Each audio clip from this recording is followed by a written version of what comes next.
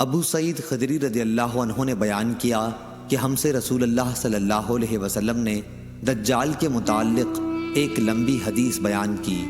آپ صلی اللہ علیہ وسلم نے اپنی حدیث میں یہ بھی فرمایا تھا کہ دجال مدینہ کی ایک کھاری شور زمین تک پہنچے گا، اس پر مدینے میں داخلہ تو حرام ہوگا، مدینہ سے اس دن ایک شخص اس کی طرف نکل کر بڑھے گا، یہ لوگوں میں ایک بہترین نیک مرد ہوگا، یا یہ فرمایا کہ بزرگ ترین لوگوں میں سے ہوگا۔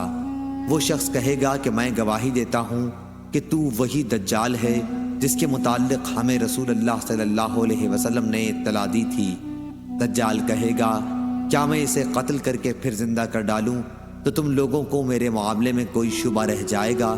اس کے حواری کہیں گے نہیں۔ چنانچہ دجال انہیں قتل کر کے پھر زندہ کر دے گا۔